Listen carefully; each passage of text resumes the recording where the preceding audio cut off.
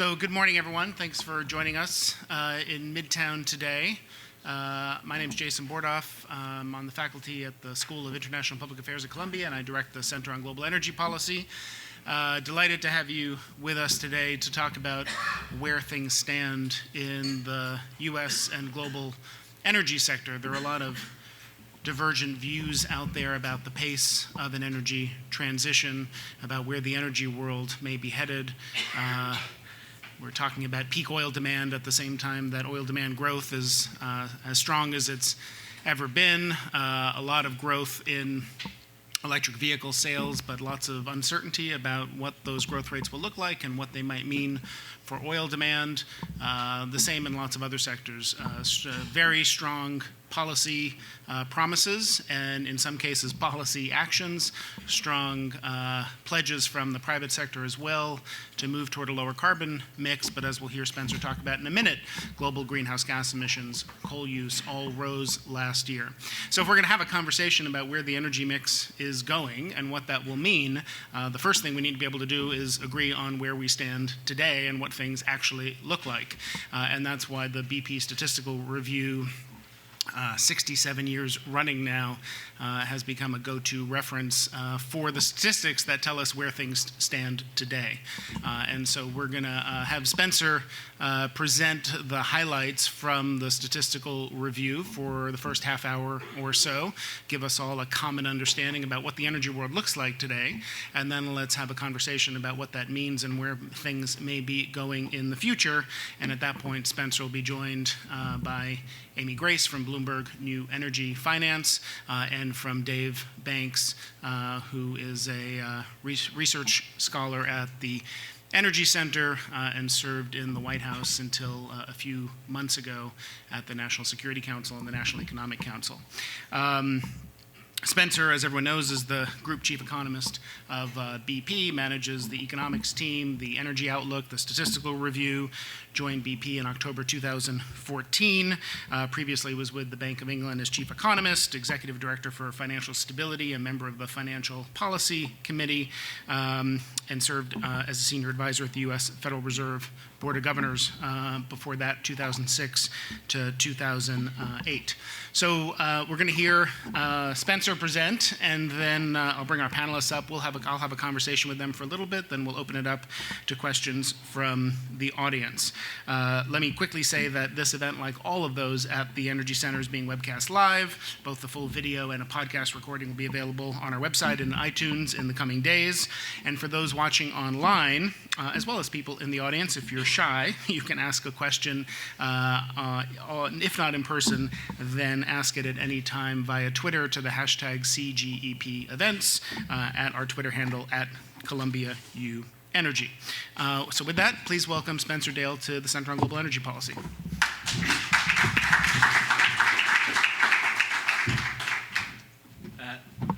Thank you, Jason. Good morning, everyone.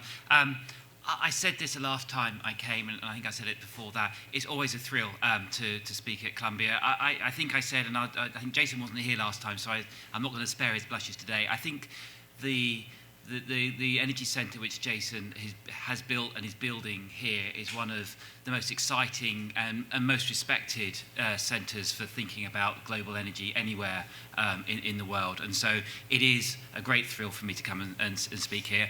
I learn a lot. I'm a massive fan of the centre, so to be part of it and to present here today is great. So thank you very much for the invitation. And you're all very lucky to have one of the best centres for studying global energy on your doorsteps. It's a really sort of odd document to launch the BP Statistical Review, because the main role of launching it is to say, guess what? The data are now available. They're all available from our website. You can go away, download it, and do your own analysis. And sort of that's it, really. Job done. I can exit stage left, because that's the most important thing. These data, I think, have been providing the reference source for energy industry, governments around the world for the last 67 years. And it is being seen as the most authoritative source. Don't take my word for it. Go back to your offices, Google 10 energy stories. if they've got a chart or a table of energy data, I'd be amazed if 8 out of 10 of those don't say at the bottom BP Stats Review. We can all disagree, from then on we can disagree how to interpret that data, what they mean about the future. We can all start disagreeing and having good debates, but we at least can all start with the same data source, and that's what we're doing, and this is what we've produced again. Been doing this for 67 years, but the questions that matter today are going to be different to some of the questions which mattered 10 or 15 years ago, so we've got to keep up to date. So for those who are sort of avid users of this, you'll find new data in this year's statistical review. We have some new data on the fuel mix going into the power sector, which I think I found really quite startling. And I'll see if I have time to talk about some of those today. We also have data on sort of key materials for the changing energy system, so things like cobalt and lithium, which are very important for the production of batteries for electric cars. So as well as looking at fuels, looking at some of those materials which will affect the energy system, and so we have a new section on that. So we're trying to sort of, it's here, we've been doing this for a long time, but also try and change with the time. So hopefully you'll carry on using it. The value of rather than just exiting stage left and saying there you are, is each year's production of the Stats Review allows you the opportunity just to stand back and just sort of take stock a little bit of what was going on last year, some of the puzzles and issues that we all lived through, but just trying to understand in sort of just standing back with a little bit of perspective and see if we get a better handle on some things. And I think from one of the big pictures that came out of last year's data is from the perspective of the transition to a lower carbon energy system, some of those data last year at first blush seemed pretty disappointing. Gains in energy intensity were down. Coal consumption grew for the first time in 4 years. Carbon emissions increased by over 1.5%, following 3 years in which there had been little or no growth. So one's initial question is, what's happened? Is that sort of that progress we made, is that stopped? Have we gone into reversal? And I think the way to think about this is it has to be seen in the context that the three previous years had been exceptional. We'd made exceptional progress there. Overall growth in energy demand had been very low because gains in energy efficiency had been very large. You also seen very significant falls in coal consumption around the world. Some of that was driven by long-term structural factors, which are carried on persisting, but some of it was driven by short-run cyclical factors. Global GDP growth had been weak. That weakness had been concentrated in the industrial sector, which is very energy-intensive. Some of China's most energy-intensive, coal-intensive industries, steel, iron, non-ferrous metal, cement, had fallen in outright terms. That was unlikely to carry on. So some of that was unlikely to persist. And sure enough, some of those short-run cyclical factors unwound last year. And so you saw sort of a partial backward, sort of reversal. And so the way I think about what happened last year is sort of how I framed it is you should think of it in terms of 2 steps forward, 1 step back. We did take a step back last year, but only in the context of those 3 exceptional years that we had been seeing. And so seen in the round, we're still making progress, but at first blush, last year's data looked a little disappointing. If we look at some of those headline numbers, overall energy demand grew by 2.2% last year. That's up from 1.2% the year before, and an average growth rate of around 1.7%. So strong overall growth of energy demand. And much of that sort of unusual strong growth was concentrated within the OECD. Much of that reflects the fact that you just saw a pickup in overall GDP growth in the OECD last year. So that's a good news story. The economy is growing more quickly, it needs more energy. So that's a good news component to it. But we also saw the gains in energy intensity, or if you like, energy productivity, the amount of energy you need to produce a unit of output. Those gains also slowed last year, I think in large part because much of this growth was concentrated in the industrial sector, which is far more energy intensive, and so you have less gains in terms of energy intensity. Although the OECD accounted for the unusual growth, overall, around 80% of the growth last year came from the developing world. So this is still overall energy growth driven by the developing world, with China accounting for around 1/3 of that growth. Within China, China's energy demand grew by over 3% last year. That's nearly triple what it had been doing in the 3 previous years. And that reflects those very energy-intensive industries whose output had been falling, bouncing back. At the same time, however, China's overall growth in energy demand still significantly lower than its 10-year average, and its declines in energy intensity more than double the global average. So again, there's sort of this mixture of 2 steps forward, 1 step back. Some bits look less encouraging, but other bits still encouraging. And these sort of 2 steps forward, 1 step back, these contrasting dance moves, you can also see in terms of the overall fuel mix. The forward progression, the forward movement, reflected in the fact that natural gas and renewables together, that's the red and orange bars on the left-hand side here, accounted for around 60% of the growth of energy demand, energy demand last year. Natural gas, in red, provided the single largest contribution to growth of any fuels last year, closely followed by renewable energy, led by wind and solar power, punching far above their weight. So 60% produced by sort of cleaner fuels of either renewables or natural gas. The step back was this increase in coal consumption in 27, shown in the black bar here, following 3 consecutive years of quite big falls in coal consumption. And you can see this switch around from the 2016 to the 2017 number on that left-hand side. Big fall in 2016, pick up in 2017. Arithmetically, about 3/4 of that growth of coal consumption was driven by India, where you saw increases in coal consumption both inside and outside of the power sector. But also we saw growth in Chinese coal consumption last year for the first time after 3 years of successive falls. So again, so this flavour of some good bits and some bad bits, 2 steps forward, 1 step back. Because Jason was very subtly, when he was saying Spencer was going to do the highlights from today's thing, that was Jason's code for saying he mustn't speak for too long. So I'm going to give you a whistle-stop tour today of all of this rather than the longer presentation. So I'm going to whiz through stuff, but we can come back during the panel on the Q&A to talk about some of this. In terms of the, so briefly what I'm going to do now is just look at some of the key markets, oil, natural gas, the power sector, and just sort of summarise some of the features there to help tee up the discussion in a while. In terms of the oil market, one feature of the oil market over the last few years has been the strength of oil demand, and that continued again last year. Oil demand grew by 1.7 million barrels a day last year, with much of that growth being driven by oil importers. You can see on the left here those blue bars. So net oil importers benefiting from the windfall of low oil prices, driving up strong growth in oil demand. So oil demand, 1.7 million barrels a day last year, 1.6 million barrels the time before. The long run, the 10-year average growth rate is just over a little over 1 million barrels a day, so far stronger than the average growth rate, just showing you the power of low prices driving this.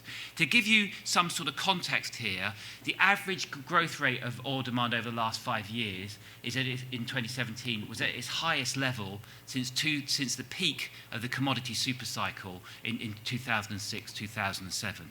So strong growth in oil demand, despite all this talk of peak oil demand, the growth of electric cars, improving vehicle efficiency.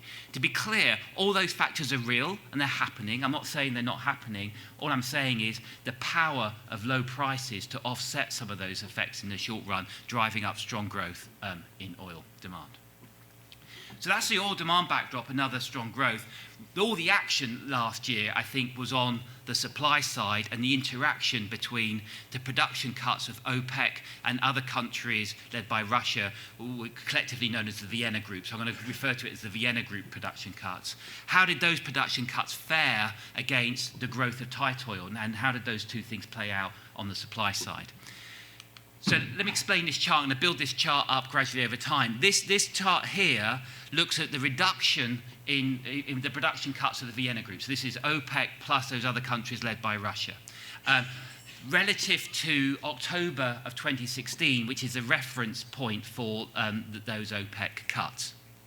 And you can see that oil production fell quite sharply. Those production cuts, the targeted reduction was around 1.8 million barrels a day. That was what their target was. You can see they pretty much reached that level by around January of 2017. They hit it pretty well. They then stayed at that level for the next 6 months or so. And then you see they've overshot those production levels in sort of from the second half of 2017 into the most recent monthly data. So they've overshot. So something now, in the data out to April shows total production cuts around 2.5 million barrels a day. The big driver of this step down in the second half of the year into the spring of this year, last year into the spring of this year, is Venezuela. So Venezuela is the main driver of this overshooting of the production cuts, where Venezuela's production over this whole period has fallen by around 700,000 barrels a day relative to their targeted reduction, which was only about 100,000. So this sort of this overshooting being driven by Venezuela. But you can see the production cuts pretty much achieving what they wanted to achieve quite quickly, staying there before this step down. So if you do this as a horse race, on the other side was the growth of US tight oil. US tight oil, if I include NGLs over this period of time, grew by around 2 million barrels a day. So big message to take from last year's data. Did US tight oil respond to the growth, to this firming in oil prices? Yes. US tight oil, including NGLs, grew around 2 million barrels a day over this period of time. This sort of growth of US tight oil we've seen over the last 18 months is comparable to the pace of growth during the first wave of the shale revolution in sort of 2012, 13, 14, despite a backdrop of significantly lower oil prices. So did US tight oil respond? Yes, it did.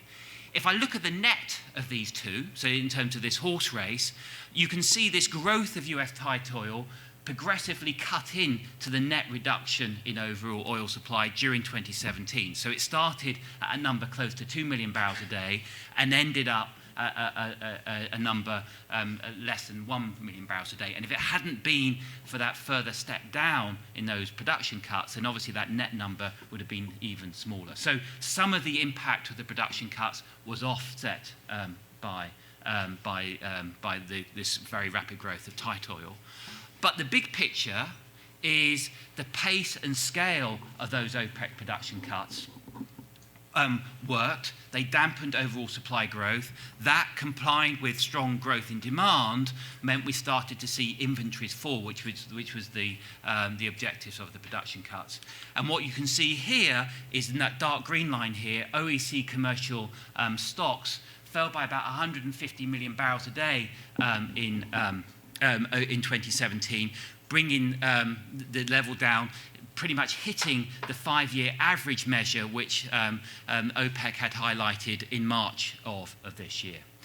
Now, there's no science, there's no perfect measure of what normal stocks are.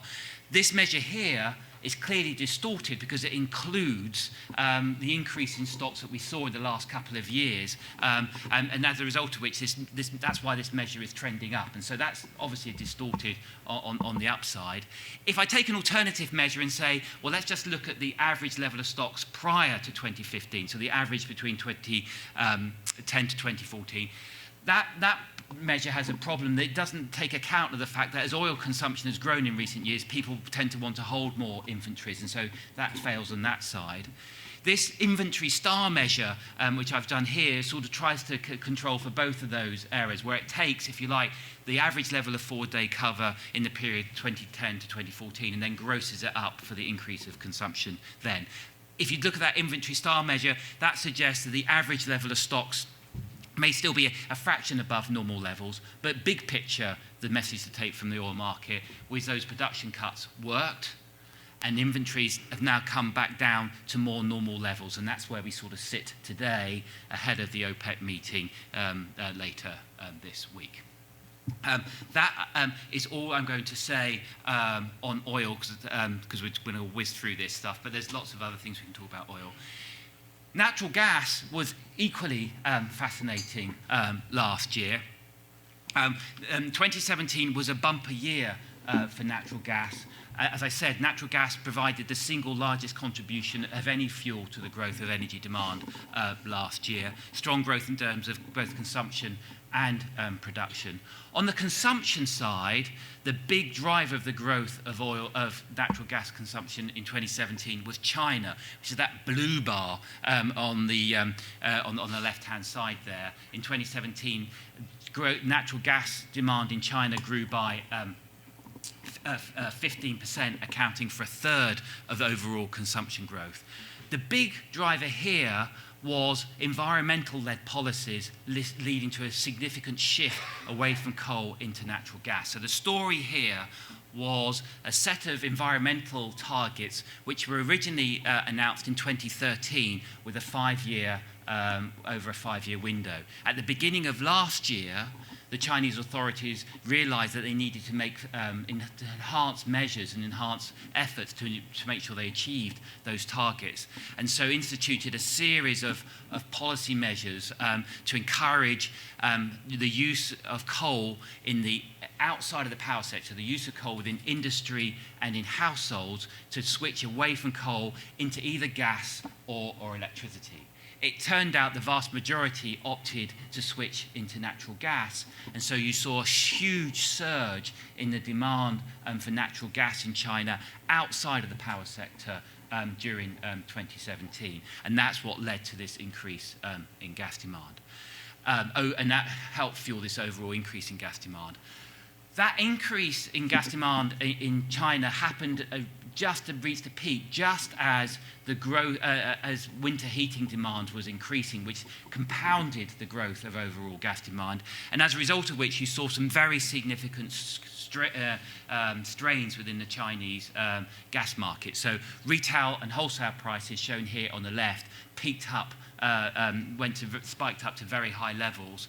The level, you can see in that chart on the right, LNG, imports of LNG in China exceeded notional capacity limits during the winter of last year as they were desperately trying to bring in additional gas. You saw widespread rationing of gas, particularly in the industrial sector during the winter of last year, as priority was given to residents, and as a result of which, widespread rationing. So big sort of strains within the system. I think some of that can be dismissed as saying, well, okay, it's just there was such a rapid growth rate, it takes time for the system to sort itself out. But I think also this reflected underlying problems and weaknesses in the infrastructure of gas within China. The network of pipelines in China is still incomplete, so you saw quite significant distributional issues. So trucks traveling around China distributing LNG at very high costs. Even more significant in terms of infrastructure weakness is the level of storage capacity in China, which is around 3% in China relative to Europe or US, which would be closer to 20%. And you need that storage capacity to be able to deal with the seasonal fluctuations. So my sort of reading of this data is we may well see continuing growth of gas demand in China, but the pace of that surge we saw last year is not likely to be repeated in the near term, just because these infrastructure constraints really started to bite last year. The other story, the other significant driver of growth last year in the gas markets was continued growth of liquefied natural gas, LNG. That grew by 10% last year. That's the strongest growth we've seen for 6 and 7 years. You can see on the left-hand side, that was driven by increasing new LNG trains from both Australia and here in the US. And on the right-hand side, in terms of demand, that increasing Chinese demand for LNG accounted for around half of that overall growth of global LNG demand last year, with China overtaking Korea to be the world's second largest market for gas. I had planned to cut out this next chart, but it's so interesting. I'm going to do this chart. I think I'm doing all right on time. One of the things people have heard me talk about in the past is I've sort of carried on and banged on about the importance of liquefied natural gas is changing the dynamics of the oil market. And the reason why it changes the dynamics of the oil market is because LNG, the special thing about liquefied natural gas is it's mobile. It can flow anywhere in the world. And so if prices in one part of the world are higher than another part of the world, that gas will be diverted to other parts of the world in a way that pipelines can't. You can't pick up a pipeline and take it somewhere else, but you can move vessels around. And so what you'd expect to see is an increasingly integrated gas market as these vessels move around. And I keep talking about that, but we didn't actually have any evidence to show for it. But you can increasingly see it in the data. I'm going to move that one. And you can see it here in terms of these gas price correlations. So what you'd expect to see is gas markets around the world becoming increasingly correlated. The red line here shows a correlation between NBP, which is in the UK, so think of that as Europe, and JKM, the Japanese Korean marker, which is for Asia. Those correlations have been really quite high since the first wave of LNG around the turn of the decade. But what you can see in the last couple of years, as you've seen the growth of US LNG exports start, the increasing correlations between Henry Hub and these other gas markets around the world. So clear evidence that the gas market is becoming more globally integrated. You also see evidence that the volatility in these markets are starting to converge. As these markets open up, if you have a shock in one country, in one region, that's shared across other parts of the world. And so you'd expect a convergence in variability. And you can see that chart on the right, clear evidence of sort of convergence of variability of these markets. So clear evidence from the most recent data that LNG is really leading to a more globally integrated gas market. I'm going to miss out on coal because there's lots of fascinating things on coal, but I'm going to run out because I want to spend just 2 minutes talking about the power sector. And I want to spend my last 2 minutes on the power sector because the power sector really matters. The power sector is the single biggest user of energy. It absorbed about 40% of primary energy last year, and it's at the leading edge of the energy transition with the growth of renewables, improvements in energy efficiency. So what happens in the power sector really matters. In terms of overall power sector, power demand grew by 2.8% last year, pretty much in line with its 10-year average. You can see on the chart on the left there, almost all of that growth, well over 90%, was driven by the developing world, so outside of the OECD. You may look at that and think that chart on the left sort of seems to imply that power demand within the OECD, within the developed world, hasn't increased at all for the last 10 years. That must be wrong. No, that's right. That's one of the amazing things. So when people tell you that the world is electrifying, it's worth remembering the world is electrifying, but power demand in the developed world has not increased for the last 10 years. Quite a striking result, and we can talk about some of that. It is what it is in data. In terms of power generation, around half of the growth in power generation was provided by renewable energy. Wind provided the most significant contribution to that growth, but it was solar energy which was making all the waves. We saw 100 gigawatts of new solar capacity installed last year. 50 gigawatts of that was in China alone. To give you some idea of what 50 gigawatts are, if we take account of the load factors and just look at that in terms of potential generation, that's roughly equivalent to somewhere like 7 or 8 conventionally sized nuclear plants. In China, in 1 year, in solar. Stunning. And solar generation increased by a third last year on the chart on the right. So enormous progress in solar energy. Much of that still being underpinned by strong policy support, and some of that policy support in China has announced recently may be taking it away, and we may want to talk about sort of the implication that has, but also helped by improving reductions in costs, with costs now coming down to levels which would have been unthinkable 5 or 10 years ago. If you like, that's the good news. I'm going to end slightly depressingly on some bad news. The most striking and worrying chart in the whole of this year's stats review is the trends we see in the fuel mix going into the power sector. Striking, because despite all the improvements, all the policy efforts to reduce the share of coal, despite the enormous growth we've seen in renewable energy, the shifts we've seen in the fuel mix over the last 20 years is almost nothing. The black line there is the share of coal in the global power sector. The share of coal in the global power sector in 2017 was 38%. The share of coal in the global power sector 20 years ago in 1998 was 38%, the same. The blue line here is the share of non-fossil fuels in the power sector. That share is actually a little lower than it was 20 years ago. That's despite all that amazing growth in renewable energy. And that's arithmetically because the share of nuclear energy and hydro has fallen off more quickly than it's been replaced by renewable energy.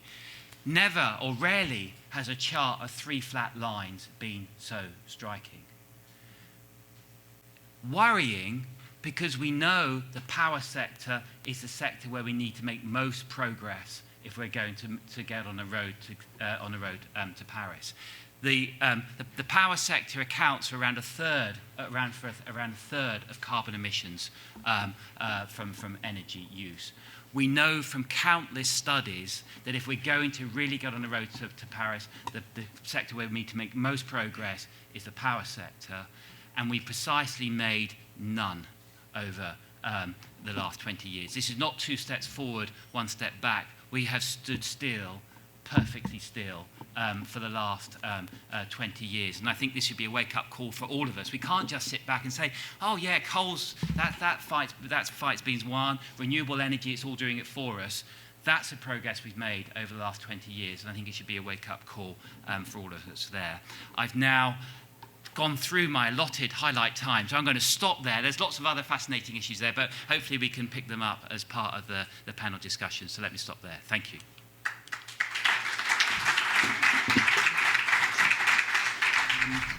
Thanks. So as I mentioned, joined now by Dave Banks, who is an adjunct research scholar at the Center on Global Energy Policy, also serves as Executive Vice President of the American Council on Capital Formation, among other positions, served in this current administration as Special Assistant for International Energy and Environment at the National Economic Council and National Security Council, and served previously as Republican Deputy Staff Director at the U.S. Senate Environment and Public Works Committee, worked in the White House at the Council on Environmental Quality, the State Department, and at the CIA.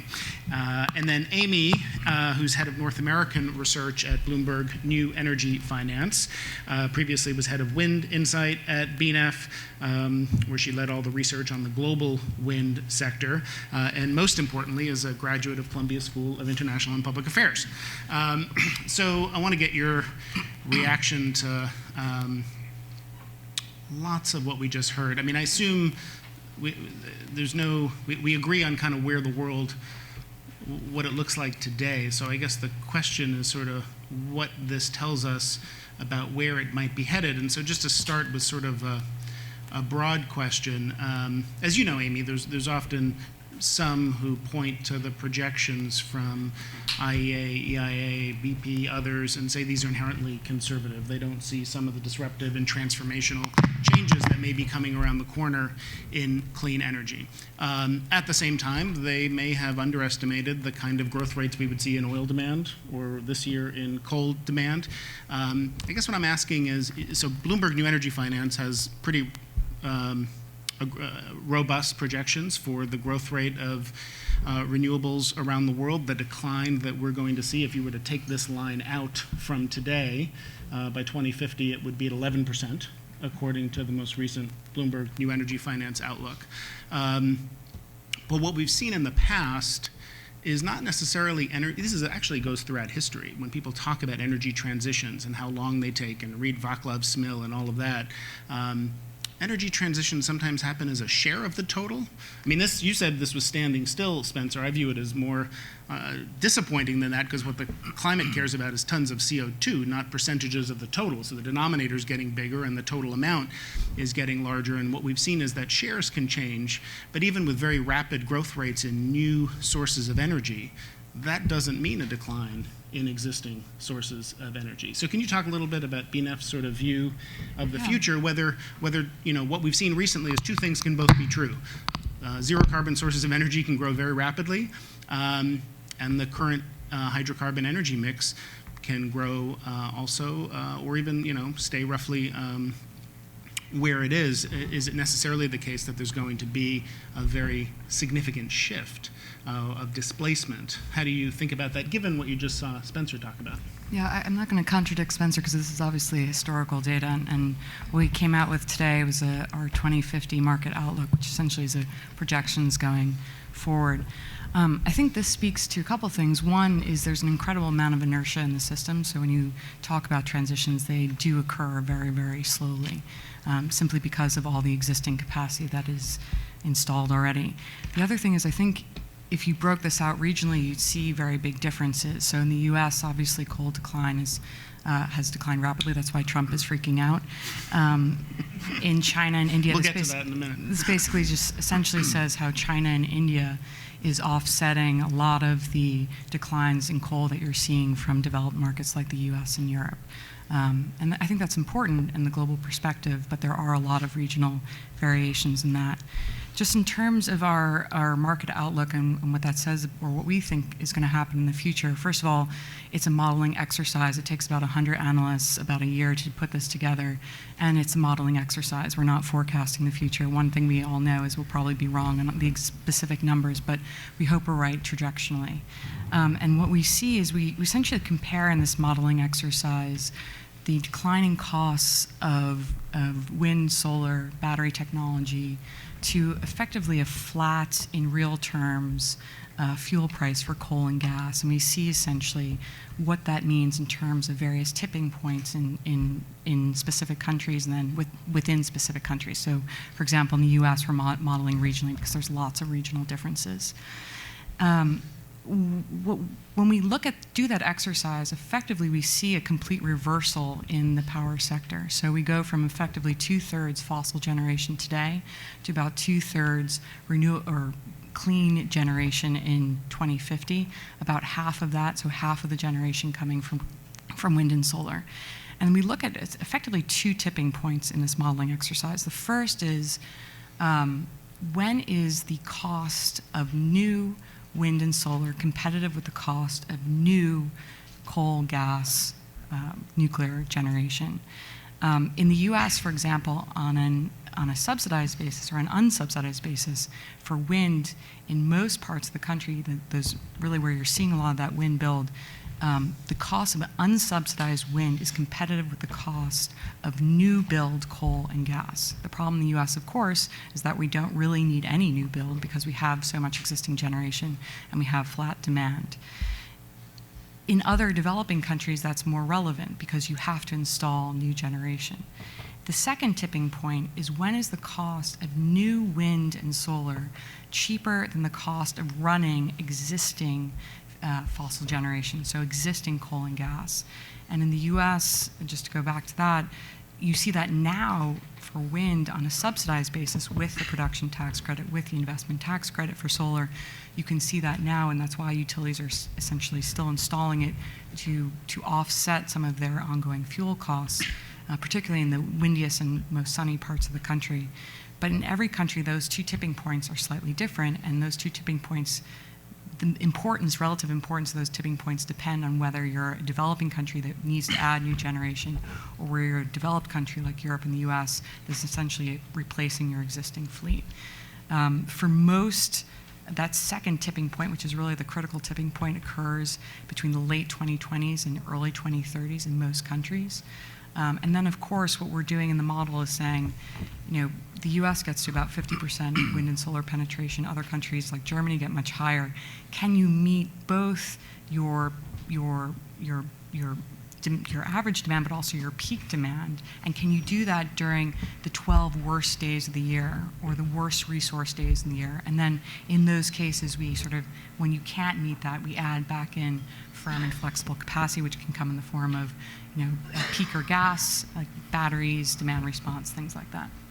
I'll stop there so I don't dominate the conversation. No, that's great. You have, and these are obviously very, I mean, it's a long period of time, very large growth rates. Solar and wind now are around 8% of the global electricity mix, around 4% of the global energy mix, and you have it going to, I think, something like 50% by 2050 for wind and solar. For that, including hydro, it's about 2/3. Okay. So hydro and nuclear was about 2/3. And what do you see? What are the biggest? I assume you obviously have projections for the cost of storage and the role storage can play to significantly ramp it up. But leaving that aside, what are the biggest barriers and challenges to getting to numbers that large? So the firm and flexible capacity portion of it is really interesting because even, when you get to 74%, like you have in Germany, penetration of wind and solar, obviously you have to deal with this variable element.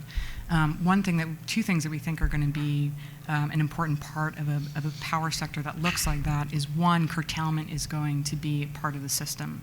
So you oversize your wind and your solar capacity. So capacity is growing much more rapidly than generation, particularly in those developed markets. So you oversize your system because at the 2040 to 2050 period, or even starting slightly earlier in some countries, it's cheaper to essentially curtail a lot of your wind and solar generation than it is, and to have a capacity factor that's much lower than it is to even to run existing generation. So all those tipping points vary very regionally and depends on the resource, et cetera, et cetera.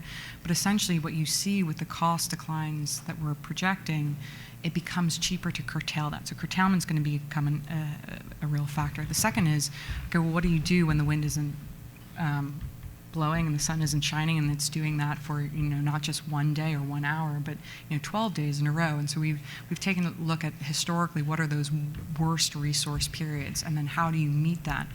I think what's interesting in the U.S. is that a lot, essentially, the transition is driven by retirements. So coal retirements through the 2030s, because most of our coal build was built in the 1970s. And then, in the 2040s, you see a lot of the nuclear retirements when they hit 60 years of age, and they sort of become, they retire at that point. So you have two sort of chunks of retirements. I'm simplifying it, but in the 2030s, coal retirements, 2040s, nuclear retirements. In the 2030s in the U.S., and this is particularly a story that's focused on the U.S., it's cheaper to replace that firm and flexible capacity, meet those low resource days with gas. That's not true in most of the rest of the world. The Middle East is another exception. In the 2040s, you see essentially the cost of batteries falling so dramatically that most of that firm capacity that's provided by the nuclear is actually replaced in large part by batteries, some CCGT and some OCGT as well, but batteries. And in other parts of the world, like Europe, where you have more expensive gas, that switch is much sooner. So batteries may play a much more important role in Europe, for example, at a much sooner date than they do in the U.S. or the Middle East, and China as well. I mean, China actually has very cheap batteries. And if we were to, we look at almost any point in this 20-year period and pull out projections about the looming death of coal. So I guess what I'm wondering, Spencer, is that story Amy tells, does this historical data tell us anything about whether we should be more skeptical? So the point Amy said was this takes an awful long time. So some of the numbers sounded quite dramatic relative to today, but they were based on what happens in 2050. And I think we know, I think I presented in this room charts in the past which has told us that it takes 30 or 40 years. I mean, that's the nature of energy transitions. I think the other, so not particularly, I think the other thing here is there's a sort of mathematical thing going on here. Not only, you could have a world where everybody is making progress, but the overall system makes no progress. And the reason why that would be is if you just, as well as everybody making progress, the shares of the world's economy are shifting towards a developing world where the overall levels of those shares are just higher, even if they're declining. But if they're increasing importance here, you just have to run really fast to make any progress. And one's instinct is when you see increasing coal. So, for example, India accounted for 3/4 of the growth of coal last year. One's initial instinct is to wag one finger and say, well, that's not a good thing, surely. I mean, that's bad. And you think, well, hold on. They have hundreds of millions of families who don't have access to electricity. They are growing very rapidly. They need to increase power demand. They're growing solar energy very rapidly, but that won't even touch their increase. For them to use natural gas rather than coal would cost huge sums of money in an economy whose average income per head is less than 20% of that of America. Would you do that?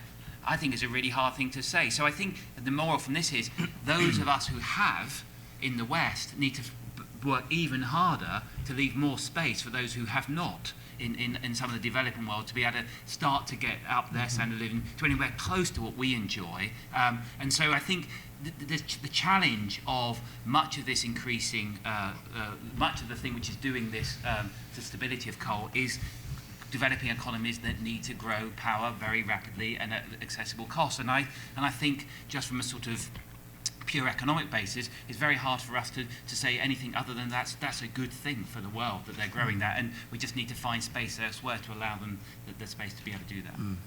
Dave, the administration has sort of talked about new energy realism, I think the phrase is. I totally agree with what Spencer said. Okay. No, but go ahead. I'll weave it in. I was wondering if this chart is what they mean by that. I've never understood what energy realism means, but is a chart like this what the administration means when they say we need to be maybe realistic about what's possible, the pace at which a transition can occur? As Amy said, this looks very different in the U.S. Coal's share has fallen sharply. That seems to be a source of a lot of concern for this president, who's trying to look for ways to support coal in the name of grid resilience and reliability. Help us understand how they view these trends and the new economic opportunities created by what could be quite robust growth in renewable energy and what we've seen in the U.S. in terms of declines in coal. Good question. I think there's an international angle, and then there's a domestic angle. Okay, so let's talk a little bit about the international, because I don't know how that informs any kind of domestic policy discussion. But on the international side, I think that this chart would reinforce the argument that the administration has put forward that, hey, the world is going to be dependent on fossil use for the next however many decades. And so therefore, when we talk about climate change and mitigation efforts, we need to put this in context, right? So it's in the global interest to make sure that we develop fossil technologies that clean up fossil and make fossil use more efficient, right? So I think that's what they would get out of that. And you're referring to carbon capture, 45Q tax credit, things like that? I think that would be part of it, but also just more efficient technologies, and not only with coal but also natural gas. And I look at this, and it really does make me think that the climate discussion, and Paris Agreement's a great step forward, but we really need to have a very detailed, focused discussion on the technologies, right? And some of that's happening in different venues, but you can't have it. Oftentimes in the climate discussion, you've got your politically correct technologies, and you don't want to talk about anything else, right?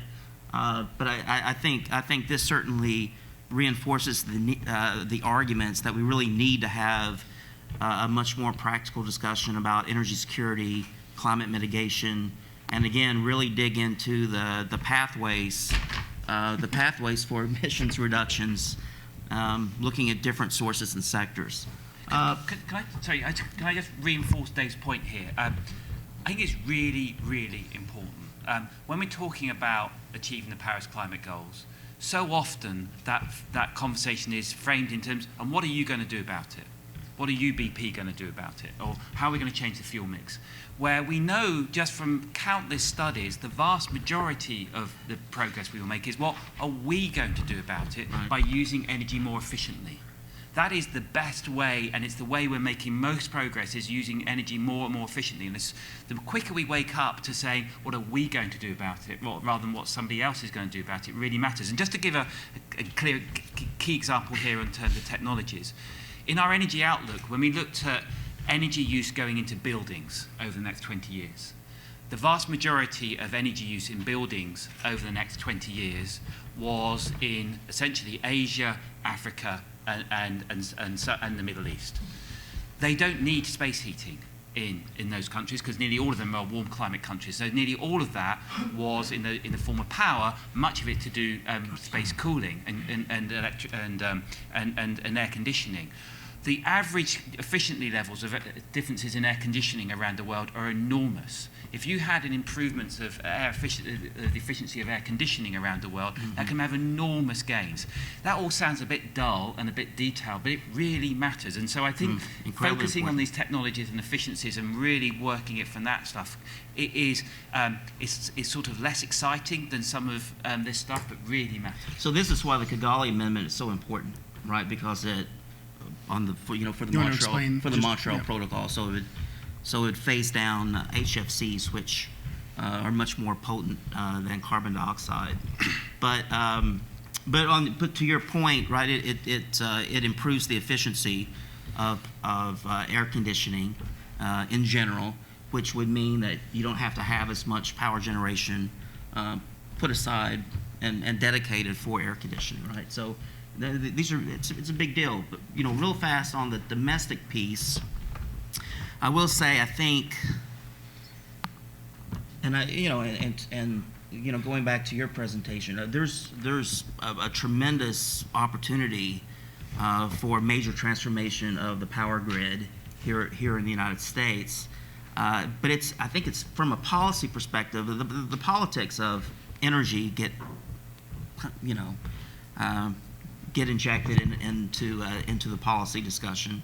But I don't think there is an appreciation for the role of these disruptive technologies in improving reliability, resilience. You're not really having that conversation in Washington, or at least you're not having it enough. So I'm a big fan of, let's see where the disruptive technologies take us, because I think in the end,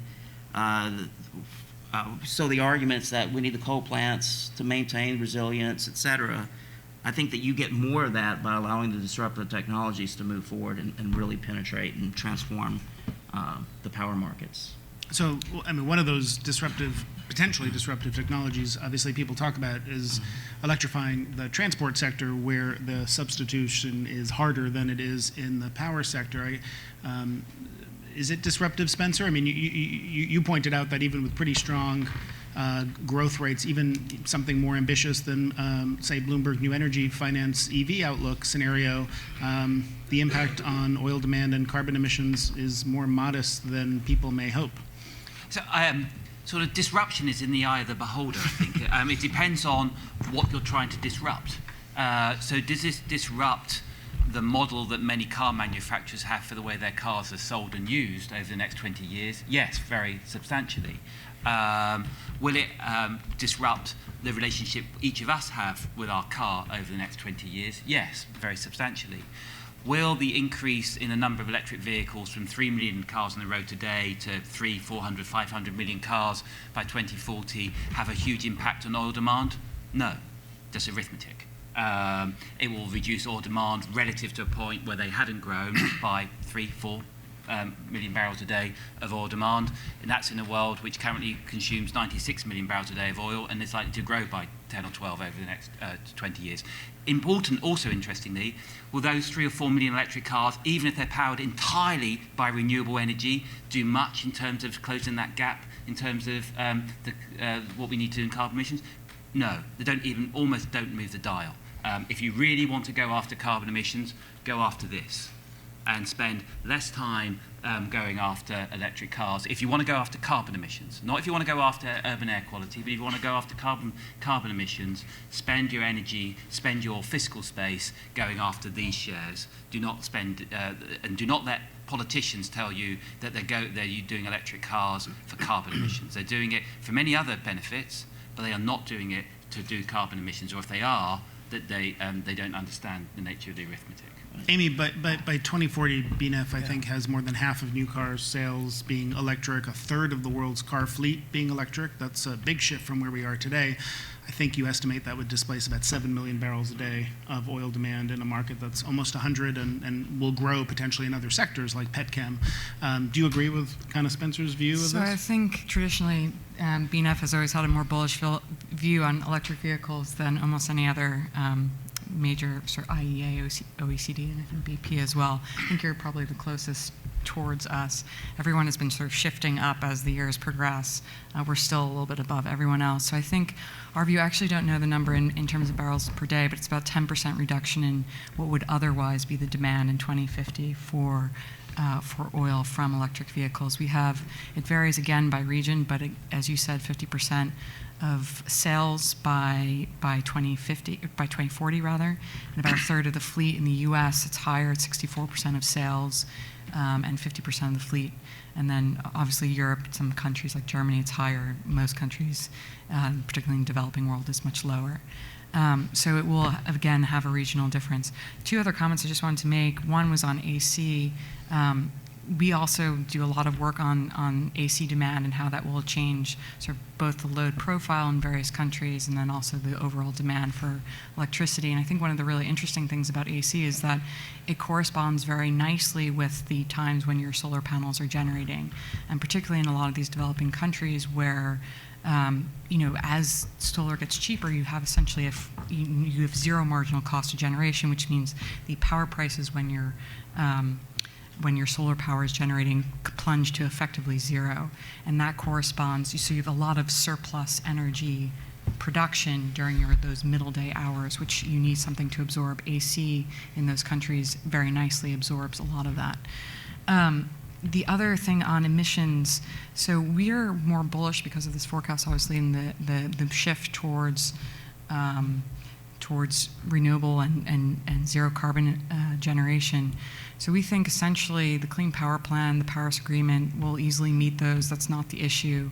Even with 2/3 of the world's electricity supply coming from carbon-free generation, you'll still not meet the 2-degree scenario, which is the actual real challenge.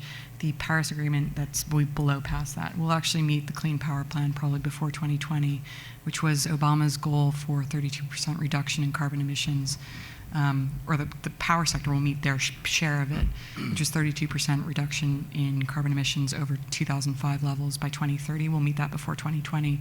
We'll probably, if Trump doesn't interfere and promote coal, be about 50% below those figures by 2030, according to our current run rate. And a lot of that has to do with the ITC and the PTC and the level of renewable build that we'll have here in the U.S. in the next sort of 5 years.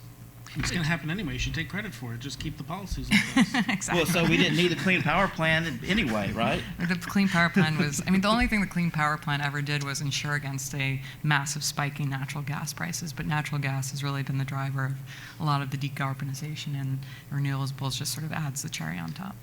Yeah, and it obviously wasn't the end state. There was an idea that things would, the policy would progress moving forward. Can I just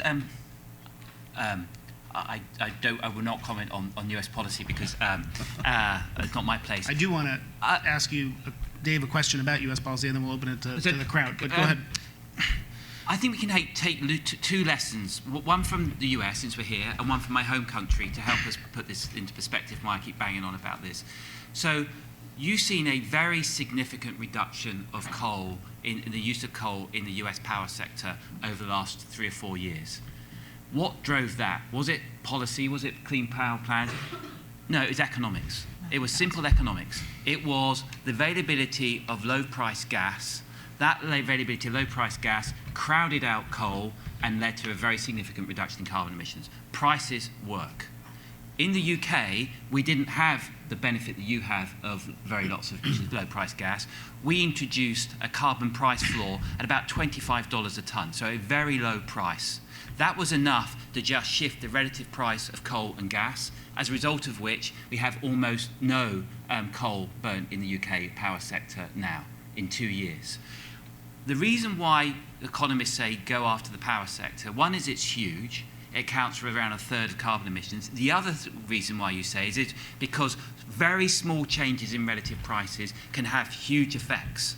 So if it's $25 a tonne in the power sector in the UK, very roughly you can add a naught to that in terms of the cost of carbon abatement associated with electric cars. Very small changes in relative prices can have big effects. So why not go after the thing which is huge and where you can make big impacts on relatively small changes in prices? And this isn't just an economist with theory. It's not just BP talking its book. This is real. What happened in America is a great case study. What happened in the UK is a great case study. We have countless examples here that prices work, and small changes in relative prices can have big impacts. Why aren't we getting after it? Well, obviously, there are political reasons why elected officials are concerned about imposing policy measures that raise energy prices. Dave, I want to ask you about how you think this administration views gasoline prices, because there's a meeting coming up in a couple of days at which producer countries are going to think about whether to keep prices from going up or maybe push them down further. And our president, it's not new for the U.S. to reach out to OPEC countries like Saudi about managing energy markets. The way in which it's being done via tweet is a little bit new. Talk a little bit about how significant, how concerned this administration is about current gasoline prices, and what impact you think that will have on OPEC plus decision making. So I think it's a little complicated, given the politics around the Iran deal, right? But look, I don't think this administration is so different than past administrations. I think most administrations, the majority of people on your team, I'm sure were concerned about the impact of potential high gasoline prices on, if it were happening in a midterm election. I mean, that's part of the calculation. Yeah, right? oil was 120 at the time, so a little bit different. But it was a concern. Yeah, of course. Especially as sanctions were being implemented against Iran, and now that's being replayed. Of course, and both sides play it. I mean, when I was on the Hill, we certainly would point that out, and right now Democrats are pointing that out with this administration. So, I mean, it's the game that we definitely play in Washington, and again, both sides do it. Do you think that very public concern about high gasoline prices will constrain the administration in the implementation of Iran sanctions? Because at the same time they're concerned about gasoline prices, you couldn't be stronger than Pompeo's language and others that we're going to take the toughest line possible with Iran, which has an impact on energy prices possibly. Sure. Well, so the Iran deal, I mean, there's obviously a lot of politics around the Iran deal as well. It was a campaign promise by the president. The president is really serious about the deal. I mean, as we know, So I would say, oftentimes these kind of issues, they're probably not as integrated as we might think, right? So I don't see the Secretary of State hanging out with, the lead shop in the White House and talking about, how do we message this and that. Secretary Pompeo has his job, right, as far as, driving the president's agenda vis-a-vis Iran and, the international community.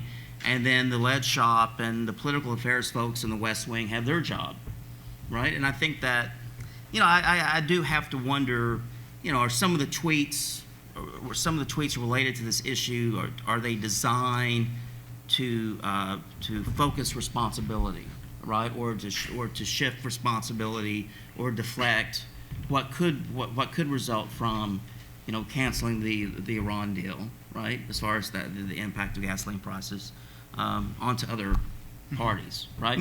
I think that may be part of the calculation as well. Let me ask you one other question about this current political environment, and then we'll open it up.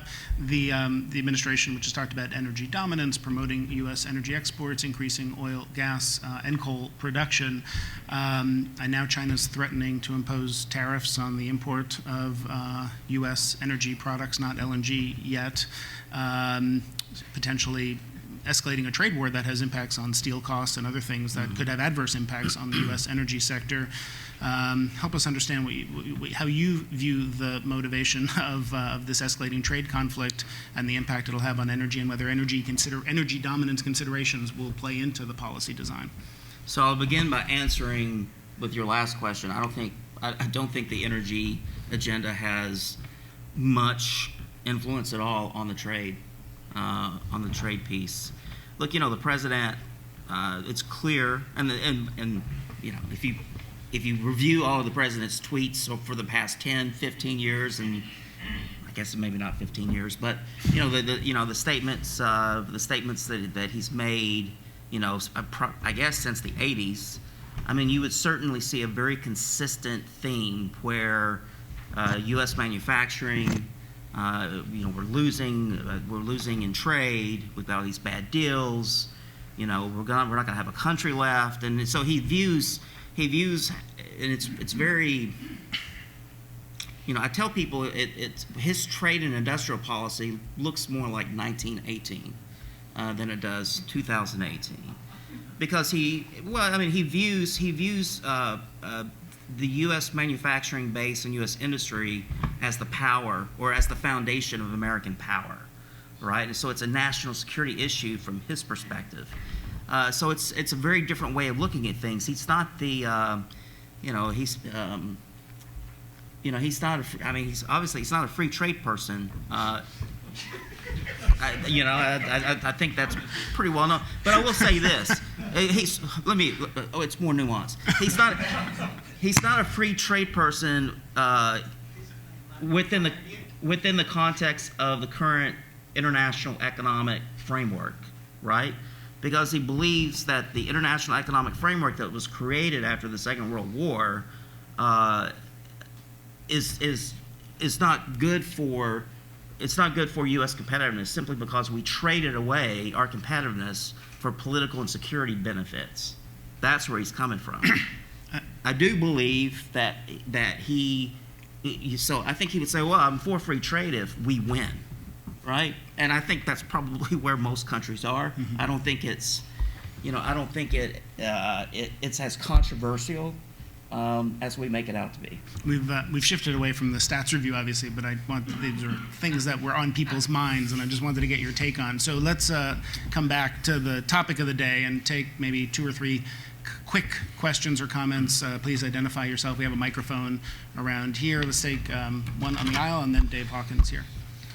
Hi, Andrew Warnch. 2012 to call it spring of 16, coal prices went from $125 a ton in Rotterdam to $35. And specifically between 15 and 16, they dropped about 50%. Is it not surprising to see an uptick in demand? At the same time, I will admit that LNG prices went from 15 to 10 to 5. But all else being equal, especially in the developing world, if you cut energy prices in half or more, I'm not sure that any of these results are surprising. Any thoughts on that? Let's take 1 or 2 more. Dave, here. There's 2 on the aisle here. Dave and the woman behind you. Yeah, Dave Hawkins, Natural Resources Defense Council. An observation and a question. Observation about this slide, just to reinforce Jason's point that it's actually worse because the atmosphere does care about total tons. In 1992, we signed the climate treaty, and in the 26 years since then, the carbon emissions from power generation globally has just about doubled. So we built a big machine. We've taken 25 years to do it. It's a machine that's not fit for purpose. And we've got 25 years less to do something about it. So that's not a happy story. My question relates to the prior slide, and it's about the capacity factor of Chinese wind. And if you look at those numbers, you don't have to put it back up, but it indicates that the capacity factor for Chinese wind is a lot lower than the global average, at least for the new wind. And I'm wondering how much of that is due to curtailments, how much of it is due to simply a lower wind resource. Because if it's curtailments, there's an opportunity there for a relatively low-cost reduction in emissions. Can you just hand it behind you? Yeah. Yeah, thanks. Roma Stibravi, President, NGO Sustainability. No mention was made of geothermal energy, and I wonder why it wasn't figured in this overall picture. Great. Let's just take one more, and then we'll give the response. You had a question over there?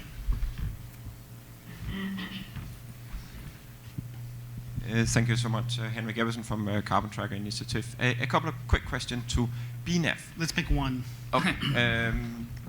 Well, BNEF, you mentioned the comparison between renewable, subsidized, and fossil fuel. Why are you not incorporating all the subsidization for the fossil fuel when you do these collaborations or these comparisons? Great. Okay. You can. Who wants to take which ones of the? Now I've forgotten what the first question was. Do you remember, Spencer? I wrote them down. Yes. So I'll come back on some of the containment stuff. I'll let Amy go first because she possibly knows the right answer, and then I'll. But I can have my view. So there's 2 points: coal, and then generally last year, I think it's true to say that the average cost of every fossil fuel last year was higher than the year before in terms of oil, gas, and coal, but the demand went up for all three. And I think that tells you something about lags, but it also tells you about coal demand. Was the story there was what's the underlying driver of coal demand in India? It's fast, rapid economic growth and the need to generate plentiful supplies of energy. And coal is one of the cheapest sources of energy for that sector. The other thing which I didn't have time to go into, coal prices have increased in 17 relative to, so they increased quite sharply through the back end of 2016 and stayed high in 2017. And I think the big driver there is China, and it's China's policy designed to reduce excess capacity within the Chinese coal sector. And what happens is they have a sort of Goldilocks type issue in China. If they set the price too hot and too high, that reduces the desire to rationalize and to merge. It also raises energy costs around the world. Too low, and it threatens the viability of the sector, which still provides 60% of their energy. And so what they've done, and there's a chart in our analysis, I won't put it up now because we run out of time, but they produced a price band, and there's an explicit price band in China, which they introduced in the beginning of last year. And they essentially manage production levels to make sure that prices stay in that price band. What we saw through much of last year was prices being above the price band, and so they introduced a whole set of measures to encourage production. So quite counterintuitively, coal production in China grew quite significantly last year, the strongest growth we'd seen for about 6 years. But that increase in coal production was part of a strategy to reduce capacity within China, because they were trying to manage this Goldilocks type price in China. And I think the big message I take from the most recent data in China, and I don't think many people are talking about this, is over the last 2 years, China has reduced its excess capacity of its coal sector by roughly a half. It's quite remarkable the progress they have made in China, and it's not something many people are talking about. When many people, from an energy perspective or just from a macroeconomic perspective, many people think about the excess capacity they have in key sectors, one of the Achilles heels for China, but quite quietly, quite carefully, and quite impressively, the Chinese authorities have managed to take out about half of their excess capacity. So it's quite exciting. Just to answer the lady's question on geothermal energy, it is in my charts, it's in the non-fossil fuels. I think in terms of the calculations, it's in my renewable energy. It's just it's a tiny fraction, both in terms of shares, and its growth isn't rapid growing growth either. So it just doesn't show up in the aggregate statistics. When we've done our energy outlook, we see some scope for some growth of geothermal energy, but it may be our failure to think deep enough about this, but we don't see it ever playing a material role. For some countries in some niche things it can, but we don't see it playing a very substantial role. Yeah, just to tag onto that, it's the same with us. It does feature, and we do forecast it out, but it's a very, very tiny percentage. Essentially, Indonesia, Iceland, Southern California, there's a couple of regions, but outside of that, it's just the costs are too high. Okay. Capacity factors. Let me actually address the subsidy question. So the purpose of the modeling exercise is to compare unsubsidized costs across all technologies. In the short term, obviously, we keep certain subsidies that we know will be, will be there. For example, the investment tax credit and the production tax credit in the U.S., but those phase out by 2024. We don't assume any other new policies. With regards to subsidies for fossil fuels, so that the only place we would be sort of including a subsidy for fossil fuel is in the fuel side. Most of the subsidies for fossil fuels are actually on the consumption side, and you would know this better than I do, but I believe they're on gasoline use and things like that, which really aren't featuring in our report. So yes, there may be minor subsidies for, tax advantages for natural gas exploration, things like that, oil, which include essentially are boosting fuel prices a little bit, but I don't think that's where, when you see these calculations of the vast quantities of fossil fuel subsidies, that's really the major portion of it. So anyway, it's the renewables are competing very well against subsidized fuels, if that's the way you want to think about it in flat and real terms. With regards to capacity factors in China, they are both, so it depends on where you compare it to. So the US, Latin America has very strong capacity factors for wind. So in the center of the US, you're getting capacity factors now close to 60%, but just go back 5 years, you would be 40% and higher in sort of the Texas SPP, which is the Oklahoma, Kansas, that very windy plain of the central corridor of the US. That's unusually high. Brazil is also unusually high. Many areas in Latin America and Mexico has very high capacity factors. In China, they would typically be around European levels, which is previously, say, 25 to 30% capacity factors. For wind? For wind, yeah. I'd say not including curtailment. What you have now is a lot of curtailment because when China has a policy, everyone goes and builds, and you build 50 gigawatts of solar and 30 gigawatts of wind, which is just extraordinary numbers. And so you have a lot of curtailment. They are building these ultra-high voltage transmission lines to alleviate some of that. So some of that can be alleviated, but it's going to be a process. They also have, which you might know better than I do, some must-run. So it's a state-run power sector, and so they have fossil generation that's must-run that actually crowds out some of the renewable generation. One thing to just comment on with regards to those lower capacity factors is a lot of the market, the wind market and new turbines are targeted towards lower resource sites. So those capacity factors in the 25 to 30%, you'll see jumping much more rapidly than even the higher capacity factor sites in the U.S. because a lot of the turbines are being targeted towards producing more generation from lower wind speed sites. Sorry, I want to make sure we have time for one more question round. But go ahead. Okay. So I think in terms of the solar, you'll know better this than I do. There was a sort of step down in those solar load factors in sort of 2013, 2014 in China. They came back, doing back of the envelope calculations in terms of the capacity relative to their generation. It didn't step down in 2017 again. But it's worth remembering, everyone, because I'm new to this and it's just important. So the average load factor on wind is about 25%.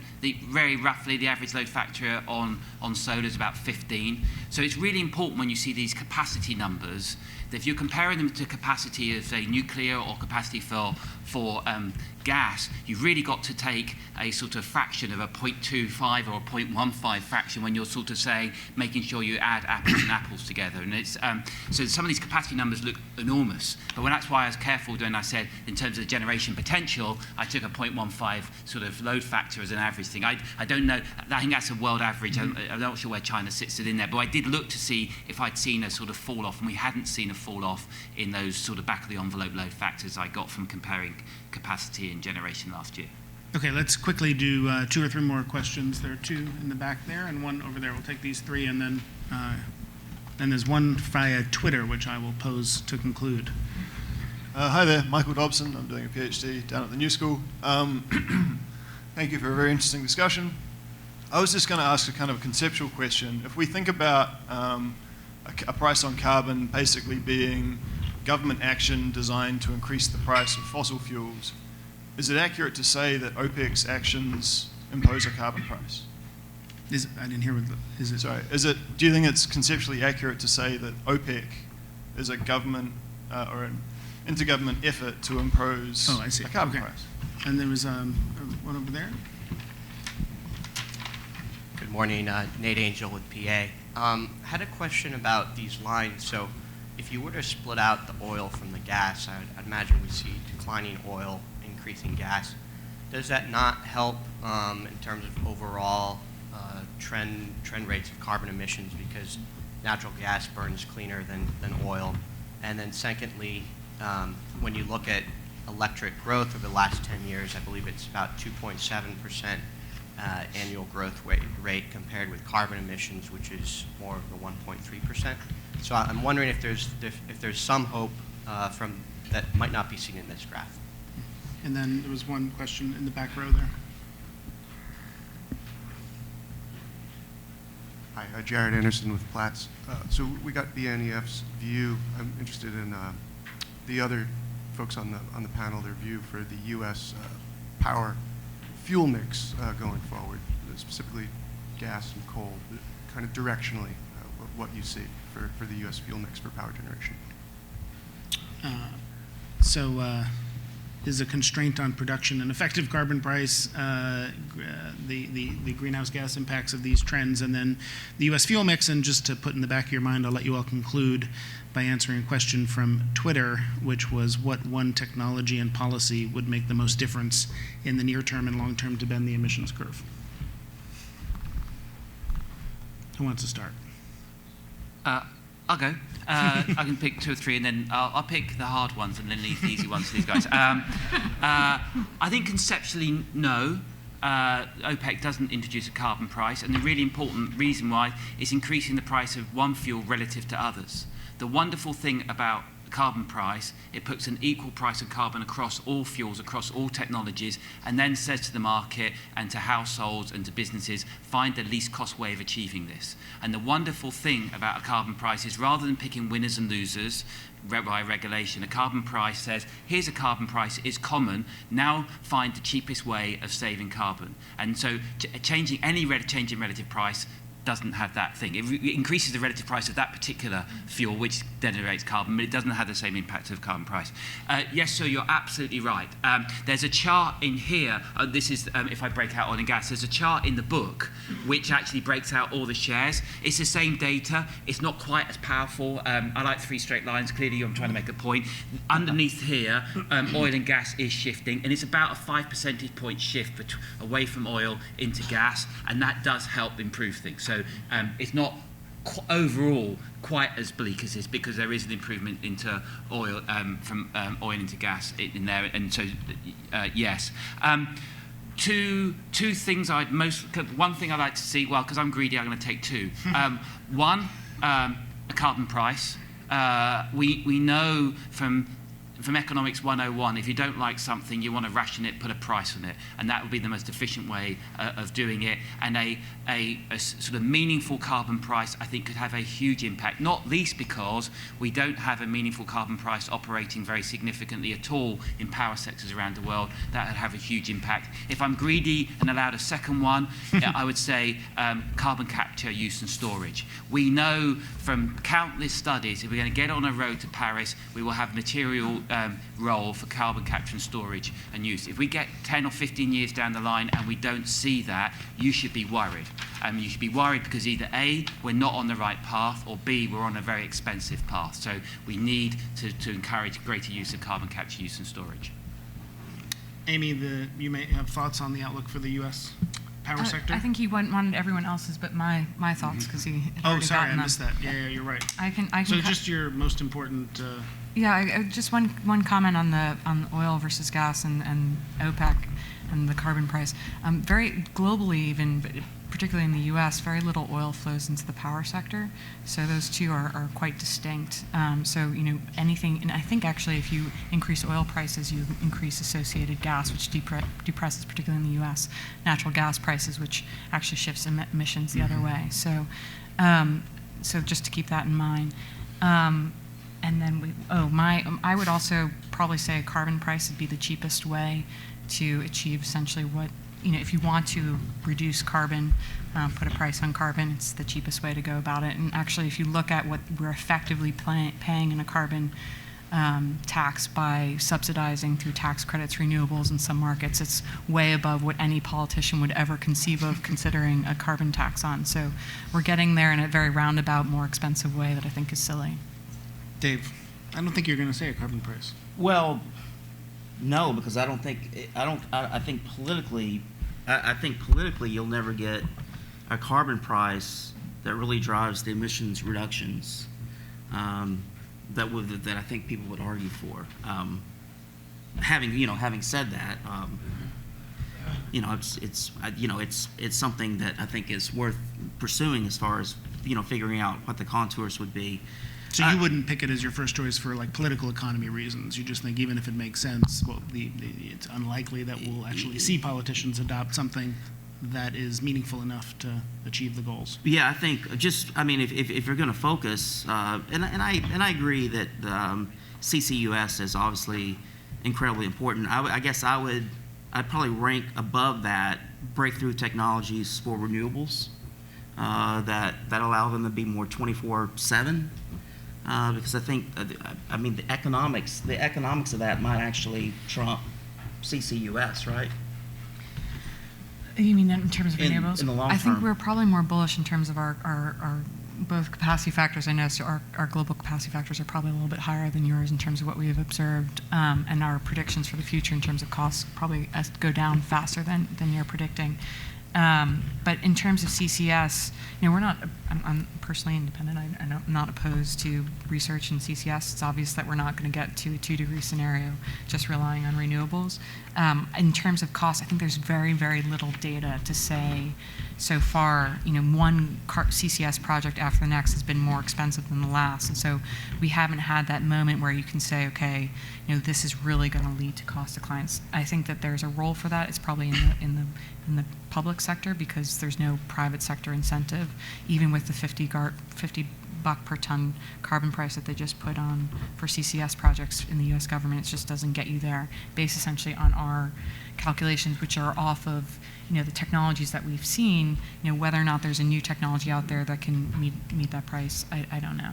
We're going to be having another event on this soon, and for those who haven't seen it, the paper in Joule by David Keith and some of his colleagues on really putting a lot of quantitative data and estimates out in public about the cost of carbon removal, I think was quite interesting, and I think the potential for the 45Q tax credit to make a meaningful difference in some of these projects and the economics is important. So that's an area we're spending a lot of time on at the Energy Center moving forward, and we have a lot of great colleagues at Columbia who are leading experts in carbon capture and removal, and we'll be doing more on this. Thank you again to all of you for joining us. As I mentioned, the full video recording of this will be available online on our website in a few days, and you can also subscribe to our podcast on iTunes or Stitcher or your preferred podcast provider. We have fewer events in the summer, but our next one will be July 20th, a book talk and discussion that is relevant to the future of oil demand with Dr. Dan Sperling, discussing his new book, 3 Revolutions, Steering Automated, Shared, and Electric Vehicles to a Better Future. That'll be here in Midtown at 9:30 a.m. He's, as many of you know, the founding director of the Institute for Transportation Studies at the University of California, Davis, and one of the, I think, best thinkers out there on the future transformation we might see in the transportation sector. Thank you. Please join me in thanking our panelists, and especially Spencer Dale. Thank you.